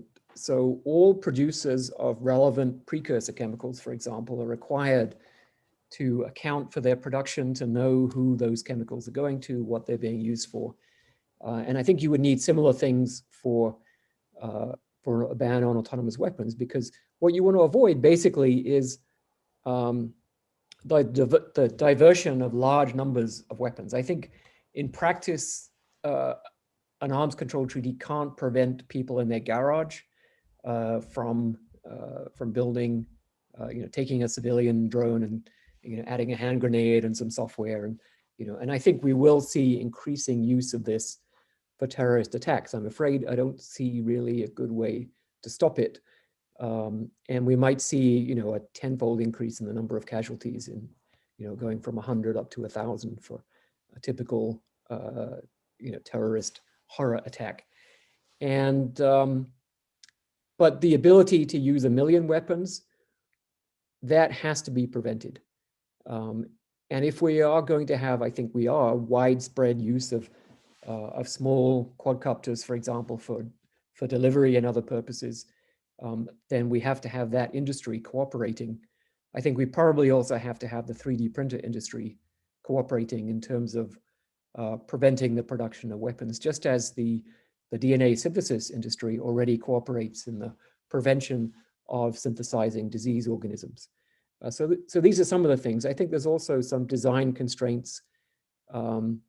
It's particularly important not to allow weapons that can be converted to full autonomy by software, because that makes it practically impossible to verify or inspect any weapon system and say, yes, this is not an autonomous weapon system, because if you can just, press return and now it's an autonomous weapon system, then that vitiates any attempt at verification. So separating the firing circuits physically from any onboard computation system is one step, because that can still allow autonomy through the remote link. You can have the autonomy, in the cloud, controlling the physical device, but then that renders the device vulnerable to jamming.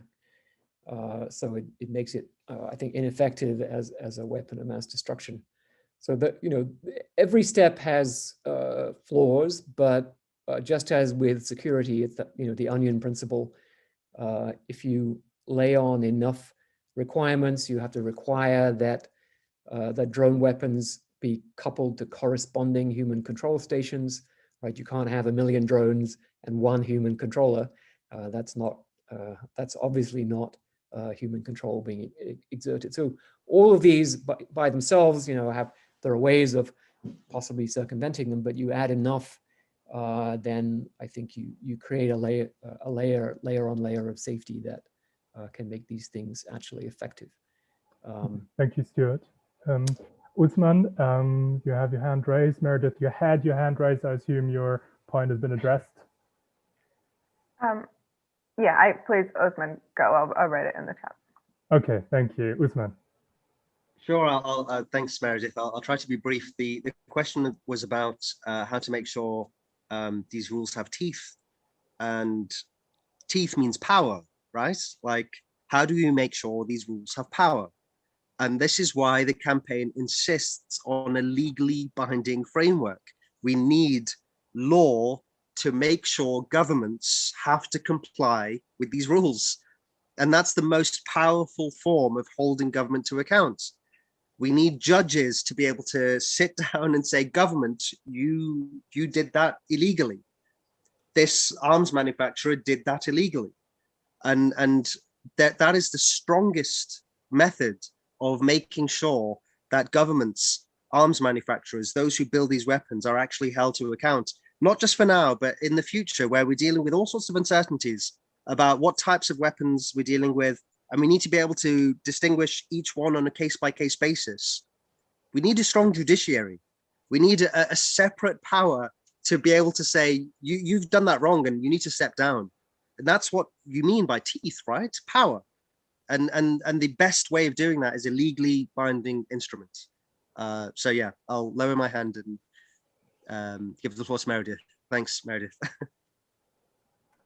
Okay, Ousman, actually, I have another question that ties in very nicely with this, and it's about like both you and Stuart have been talking about verification and compliance mechanisms, but ultimately you also need to be able to prove in court that a treaty has been breached. And when it comes to chemical weapons or landmines or nuclear weapons, you know, you can measure radioactivity, you can find traces of gas, you can find remnants of landmines, of course. But how do you prove that there has been an autonomous drone attack versus there has been a drone attack under meaningful human control?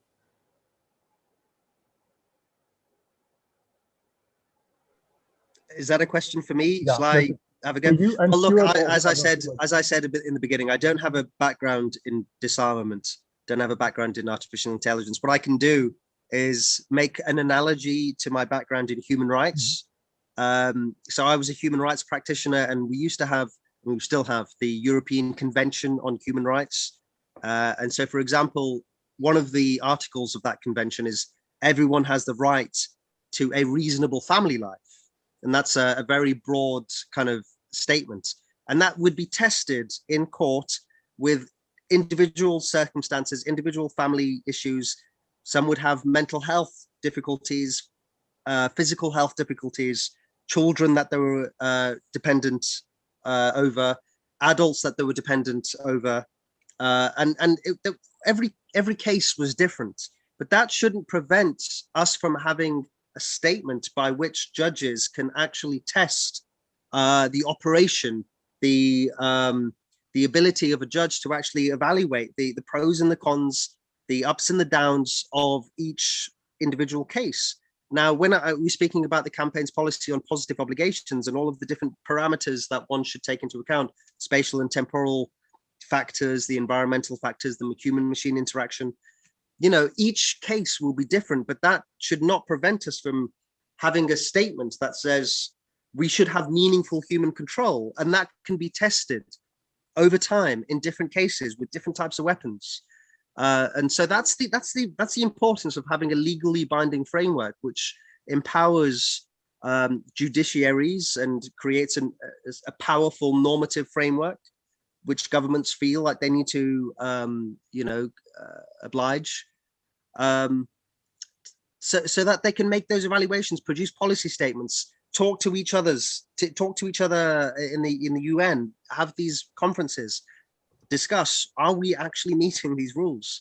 And so it is complex, but that shouldn't prevent us from having a means of holding all of these systems to account. And it can be a very simple statement: meaningful human control.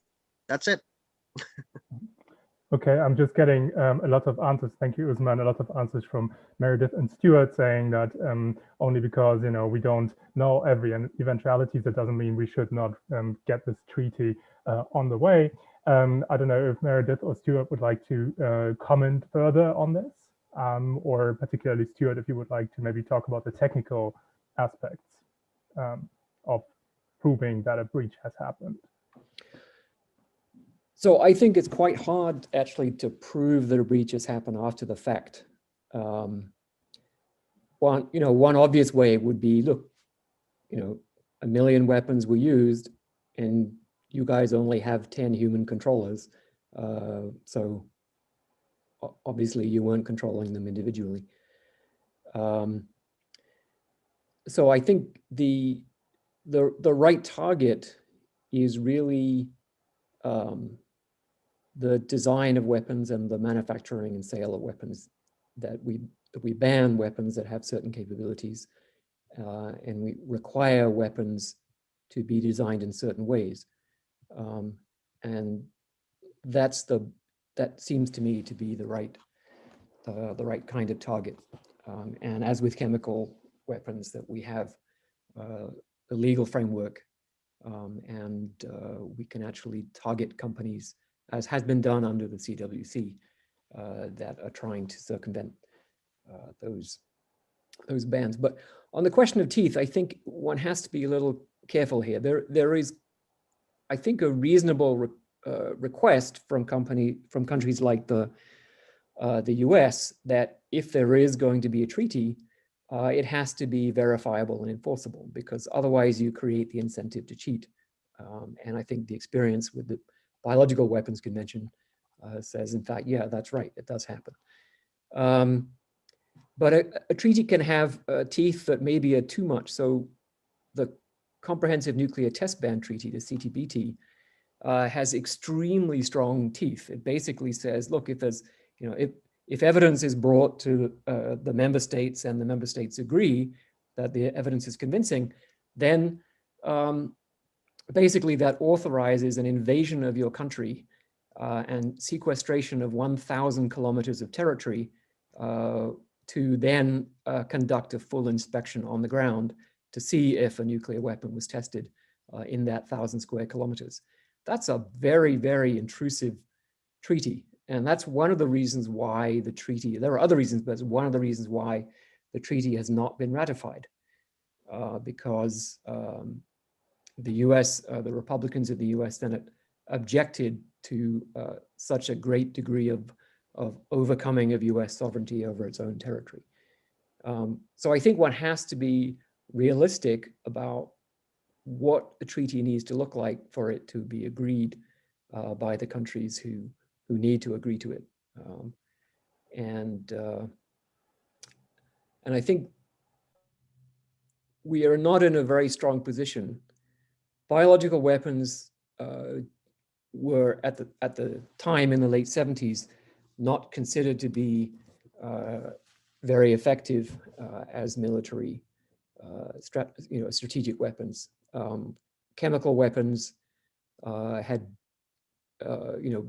been so stigmatized after World War I that they weren't really used even in World War II, even by regimes that were far worse than the ones that were fighting in World War I. But most militaries see autonomous weapons as extremely effective and not necessarily indiscriminate. I think many people argue that as with precision-guided weapons, they could reduce civilian casualties if they are used by responsible, well-trained, et cetera, et cetera. So we have to treat the situation as it stands with the stances that the nations have taken. Against that, I would say that the policies that I've seen are not necessarily the result of deeply thought out military and strategic and technical analysis. So for example, when I pointed out in a discussion with a highly ranked UK defense official that the UK's policy was as follows. Firstly, the UK has stated it will never deploy or use autonomous weapons. Secondly, the UK recognizes that autonomous weapons would be strategically decisive in a major conflict. And thirdly, the UK insists that other countries be allowed to develop and use autonomous weapons. So you put these three things together, the UK's official policy is military suicide. And the answer was, well, when you put it that way, it does sound rather silly, doesn't it? So that's the extent of the deep technical and military analysis that's going on in major capitals around the world. So I think we have a chance to break through if we do it soon. If we leave things for 5 or 10 years, it may be too late. Great, thank you, Stuart. Meredith has something to add.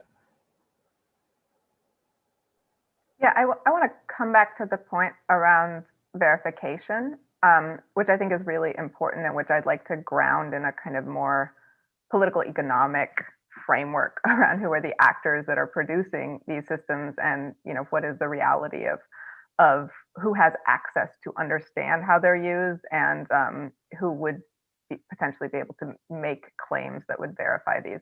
I will speak a little bit to my experience within Google around the Maven contract, which again was a sort of surveillance and possibly targeting machine vision system that the Department of Defense contracted Google to produce for them as an entree to Google's bid for a much larger program called the JEDI project, which is a massive AI and infrastructure project that, due to our organizing, Google did not bid on, and Microsoft is now has. Anyway, I think, you know, in the context of Google, it was extremely difficult to find out information about how this system was used. We were combing through code bases to understand that there was a person class in the Maven system, but to determine from the way that the model was trained and the way that that particular software was architected, whether or not it would be autonomous, whether or not it would be used in targeting, was impossible. So what we're talking about is sort of generalizable architectures that could be a generic facial recognition system. It could be a generic sort of aerial surveillance system like this one was. It could be any number of things that, if once licensed or once procured, could be connected to some type of triggering apparatus by whoever, could be used autonomously. But there won't be evidence of autonomous use available in the same way that, say, strontium would be available as evidence of nuclear testing or other radioactive materials, right? We don't have that kind of evidence. So if we're not instrumenting these systems very clearly with public accountability that, yes, they were triggered autonomously, or yes, there was a sort of, you know, some other kind of perceptual indicator that then produced, you know, a strike or what have you, we will have no real awareness of these. And I will tell you, within Google, they started shutting down those code bases extremely fast when we learned about this information. This project itself was secret from many of the engineers who were contributing to the infrastructure that developed it. The project was proxied through a third party, an organization whose job is to do all of the kind of procurement paperwork. So if we were to look in a procurement database, we wouldn't have found Google's name. These things are obscure for a reason and unverifiable for a reason. And I think if we don't contend with the corporate and military actors that have designed them for this way, we will focus too much on hypotheticals around how we might be able to model verification and not actually begin designing the fairly radical changes that are needed to these industrial infrastructures to produce verification and to be able to enforce any type of proscription, right? At this point, I could license a facial recognition API from any one of these companies that sell it, and then sort of instrument that to some sort of triggering system and some kind of database and create some kind of autonomous killing machine at this point. So the generalizability and the layers of opacity and the structural obscurity with which sort of software determined decision makings are made makes it very difficult to do this if we don't consider every single step and then, you know, literally reinvent how tech is done to be able to accommodate. Thank you. Thank you very much, Meredith, particularly also for providing a transition to the second part of our panel debate, which is focusing much more on us AI researchers and obviously industry. I would like to start by asking Mary. Mary, you have until recently been director of the campaign to stop the killer robots. Can you just quickly comment on what the relationship between this campaign is and the AI research community? Do you have a lot of members from the AI research community, and how do you engage with the AI research community? Sure thing. Well, the campaign itself is comprised of non-governmental organizations, you know, human rights groups such as Amnesty International and Human Rights Watch, and many AI researchers are members of Amnesty International and other groups, women's rights groups, groups working on humanitarian issues. So one way is to join one of the NGOs that's participating in the campaign, or to go on the website and sign up and become more informed to receive regular information from the campaign and action alerts. You know, there are the petitions that you can sign. And as I mentioned before, some of the AI experts and roboticists are co-founders of the campaign and sit on the leadership of the campaign. And we certainly try to work very closely with both individual researchers as well as the institutional bodies that Stuart Russel mentioned, IEEE, Association for Computer Machine Learning. And Meredith also gave, I think, a really good list about science for the people, computer power, people for peace. There have been many iterations of kind of groups of AI experts who wish to take action and who are not satisfied with the status quo. So I'd encourage you to kind of read up and learn a little bit more about those. And then once you, thank you, Meredith. Once you begin work for companies, especially tech companies, you do, as Meredith said, you question, you ask what exactly it is that you're working on, what will its use be, how can you commit to do that? And it's interesting because it seems like tech companies now are coming forward with their own kind of solutions here. One is to issue a set of ethical principles, and this is what's on artificial intelligence. This is what Google did in part due to the fallout over Project Maven, is that it issued a set of principles on that committed the company not to design or deploy artificial intelligence for use in weapon systems. Okay, the proof is in how that is implemented and how that is complied with.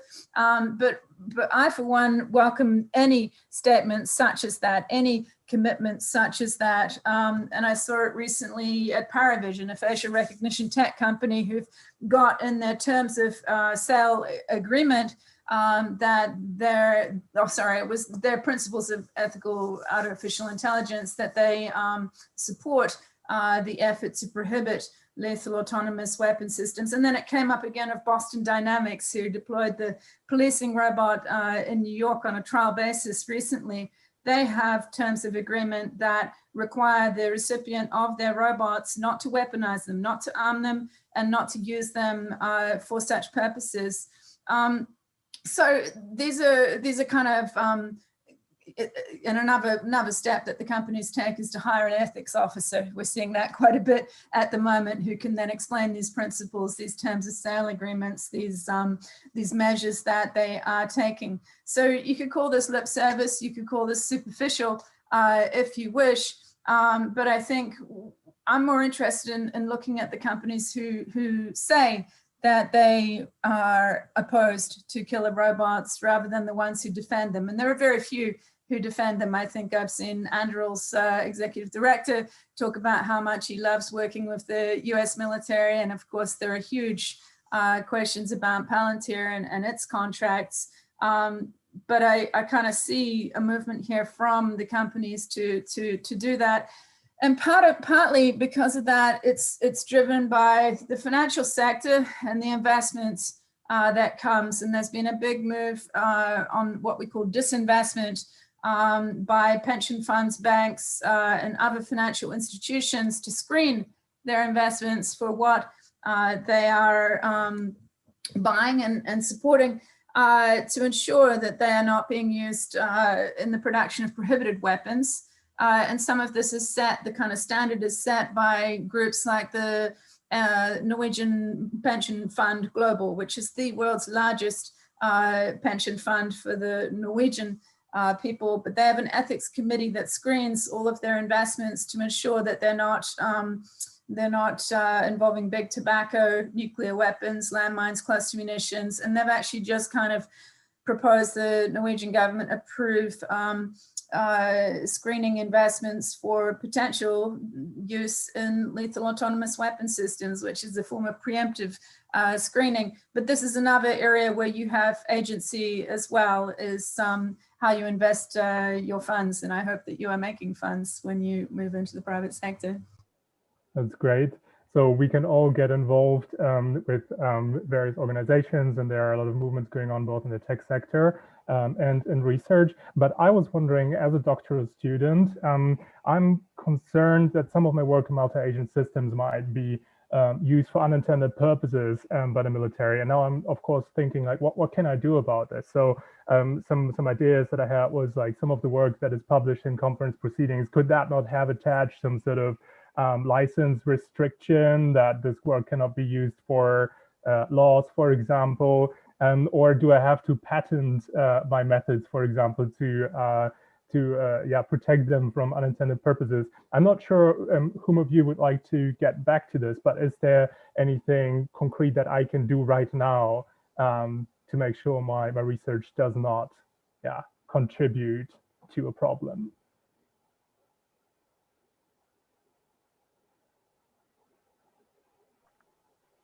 I'll take a quick stab at that, Christian. I don't think there's anything guaranteed given how generalizable these technologies are, and given that the only entities with the ability to sort of put them to commercialize them, to put them into production, are these large companies. So, what I saw when I was in Google, it was a lot of the research papers that would be published at ICLR or NeurIPS or what have you, would then be quickly implemented or tested on production systems.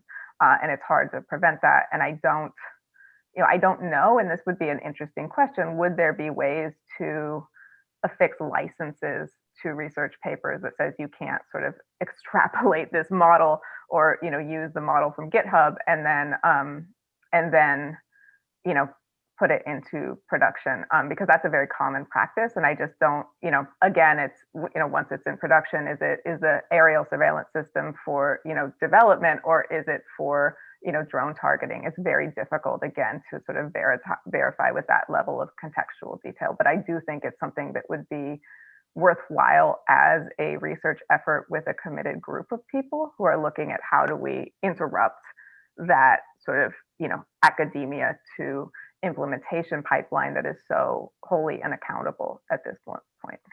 And if I understand it, oh, please, Stuart. I was just going to say, if you're a biologist, you don't have to worry whether your research is going to be weaponized. If you're a chemist, you don't have to worry that your research is going to be turned into a chemical weapon. And I think, counterintuitively, this actually makes it easier for biologists and chemists to work with the defense industry or the military of their own country, because they know that it's not going to be turned into some kind of atrocity. And if I was the defense industry in the US, I think I would probably be lobbying for a ban for two reasons. One is because it will make it easier for the defense industry to acquire and use AI for defense purposes other than autonomous weapons. And secondly, because in many cases, autonomous weapons are actually likely to be cheaper than the manned version. An autonomous fighter or an autonomous submarine is far cheaper than a manned fighter or a manned submarine. And so the chairman of BAE Systems, which is the second largest defense manufacturer in the world, came out publicly saying his company would never build autonomous weapons. And he actually had real moral compunction about doing this. But I think probably there may be some underlying financial reason as well.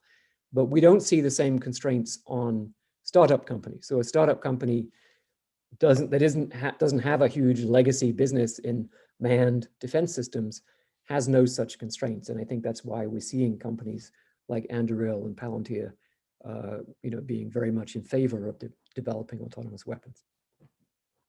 Okay, thank you very much. Meredith, I wanted to get back to you. So just for everybody's information, we are going to add another 10 minutes to this panel debate, which is great because there's some interesting questions left. Meredith, I wanted to ask, given that industry or companies put lots of AI research into products really quickly, should such companies be allowed to sponsor research conferences? Oh, you just opened up a can of worms. I mean, I think we're in a really troubled moment for computational research and AI research in particular, insofar as the pedagogy and the research field is being defined largely by what is interesting to industry and has been defined, based on who has access to data, who has access to compute, and that requires a kind of, a very uncomfortably close relationship between particularly the elite AI labs and industry, where you're seeing, industry offices pop up in the middle of Caltech. You have a Facebook PhD program out of University College London. You have, I don't know anyone who does AI research without some type of quid pro quo of, compute from these companies or data access, because you simply can't do the work to the standards of excellence that have been defined largely based on sort of corporate, state of the art, beat the benchmark machine learning research without those entanglements. So I think there is a bigger question about where do we have space and funding to do critical research that I think critiques these practices generally, and how do we create different forms of different metrics that would assess the efficacy or the the desirability or the performance of different models or AI systems based on criteria that isn't simply beat one or another benchmark because you have so much data that's been scraped non-consensually from these different web platforms. So I think there is a larger question. I think I also think that it goes beyond sponsoring conferences, I guess, is my short answer. It's the fact that we are in a field that has been more or less captured by industry the same way that network research was captured by industry after the privatization of the public network. There is a long sort of history here. You can't get your grad students jobs if you don't have those relationships. Dual professorship means you can go into the companies, use compute for free, come back out to your university. I mean, this is this is an arrangement I took advantage of when I wanted to work at NYU while I was still at Google, and no one batted an eye. So I think there is there's a big question around who gets to produce knowledge about these systems, and how do we untangle ourselves from those sort of either implicitly or explicitly coercive forces that are being driven by industry to sort of shape what knowledge exists about AI, what questions get answered about AI, and which ones simply aren't feasible for those who continue to need it to make a living doing this work. Thank you very much, Meredith. In the interest of time, I will now give everyone from the panel an opportunity to make some concluding remarks. I guess from our side, concluding remarks are mostly we need to continue talking about this, and there should be further events, and we have just identified some opportunities for action and reflection within the AI research community. But yes, Stuart, what are your final remarks and takeaways? I think my main point here is that it's not too late, but the window is closing for us to have a major impact on what happens going forward. I think it's possible that if we don't achieve a treaty and there is some large-scale massacre that happens as a result, then we might be able to go back and revisit it, or we might not. But I would rather that we don't have to wait for that to happen. Okay, thank you. Ousman, what would you like to share with us? Sure. My concluding remark would be what's scary about artificial intelligence is the loss of what's good about being human.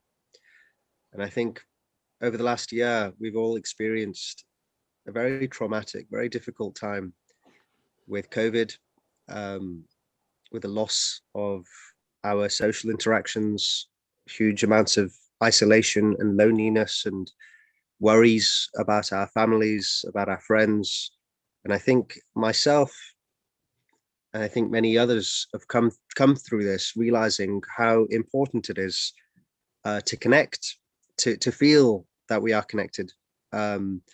And I think that's what's great about us as human beings, is that we are more than the ones and zeros that machines can attribute to us. We are able to recognize one another, and we are able to have solidarity with one another, and that's what we should protect. That's what we should preserve.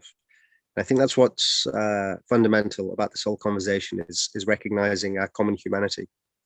And let's fight for that. Let's preserve it. Thanks. Great. Thank you, Ousman. Yes, and Mary, I guess you are the final. Yeah. Okay, sure. There will be a treaty. The question is, will it be too late? Okay, do we act now or do we act afterwards, after there have been mass casualties? I've been trying to act now and act in a preventative way, and I'd urge you all to do that as well. I'd say that you are the experts, everybody who's dialed in to this call. You do not have to rely on others to kind of make up the rules here. You can be part of the rulemaking process. You have the teeth here, okay? I want you to feel empowered, that you can be a force for good in working to develop and work on artificial intelligence and emerging technologies. But just by coming to this talk, I think you have educated yourself. You've probably got a lot more questions than you did when you joined the call. I think you've seen that we do not have all of the answers or the best answers, but I think you've done a real service just by spending the last 2 hours with us, talking through and hashing through a lot of these questions, because this is not an issue that's going to go away, right? And this is not an issue that we're going to completely solve, but that I just kind of want to make sure that you feel confident about your future and your role in it, because we all have a role to counter the digital dehumanization that Ousman has spoken about so articulately. We all have a role in stopping killer robots. Great. Thank you so much, everyone. This has been a fantastic event on, I think, an extremely dreadful issue at hand. On behalf of the organizers, I'd like to thank all of the panelists very warmly for your fantastic talks, inspiring discussion. I also want to thank everyone who's dialed in on YouTube, who's watching this, for being here, for the interesting questions. I feel very worried, and I think that's what's driving us as organizers here to bring together this set of panelists. I think the challenges we're facing now are unique in their nature. I think we might be entering a new arms race, might be entering a point whereby rather than coordinating and working together as one international community, our AI research can be utilized to accelerate an arms race and to destabilize our current order in this world as we know it. And I think it's amazing that we have this talent here. I'd love for us to keep working together. If you've listened to this, please get in touch. We will share more resources on the website, and we'd love to organize the tech community more, and we'd love to help be a connecting point between different people who are interested and concerned about this topic. I think what's become clear is there is a lot of excitement in the tech community to help address these questions. And as we said before as well, one of the big ideas is AI will have other unintended consequences, and we have to start developing a framework for how to address those issues before it's too late. And as was said as well, I think the topic of autonomous weapons, of robotic weapons, and remote controlled weapons might be one where we can try and flex those muscles, can train the community in developing accountability. How can we build accountability, and how can we build those ideas directly into the scientific process in the AI community? So once again, huge thank you to everyone. At this point, I'd like to invite everyone who still has time to join us in Gather Town for the interactive part of the session. Unfortunately, if you're listening on YouTube, this won't be available to you, but you can still comment on the YouTube video, which will be acting as a resource to connect people. And also the website is linked out from the YouTube video. So once again, thank you, everyone. And I really hope that we can address this before it's too late. And I hope you all have a wonderful day, evening, morning, whatever time it is where you're at right now. Thank you. Thank you. Bye-bye. Bye.